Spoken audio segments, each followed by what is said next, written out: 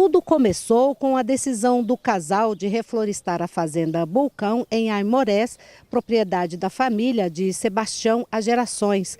A área antes degradada foi transformada num exemplo de restauração ecológica de impacto global. Cerca de 2,7 milhões de árvores foram plantadas, o que possibilitou a recuperação de aproximadamente 600 hectares de floresta.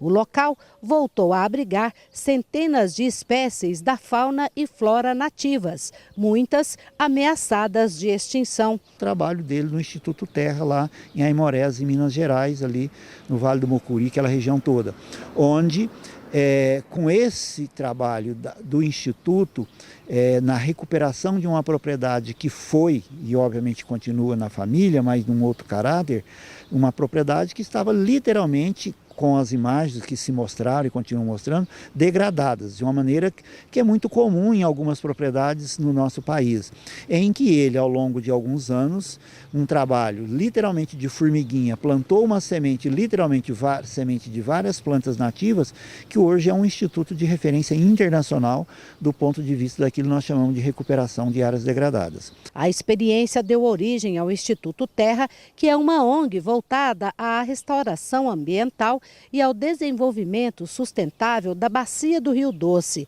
A Fazenda Bulcão tornou-se uma reserva particular do patrimônio natural e um símbolo de resiliência ecológica. Para a gente conseguir entender que o meio ambiente, ele é a relação que você tem entre o ser humano, o sujeito e o contexto, no caso, o meio ambiente em si. Então, o meio ambiente não é só a árvore, o meio ambiente é a relação que você estabelece.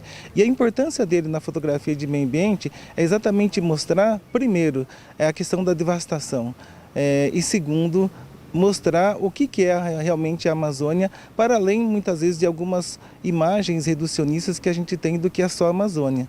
Então, muito mais do que mostrar a devastação, é mostrar as relações existenciais dessas pessoas, de que forma o meio ambiente ele nos ajuda enquanto vida, enquanto ser humano, e de que forma a nossa forma de ser humano ela está diretamente relacionada com a forma com que nós tratamos o meio ambiente.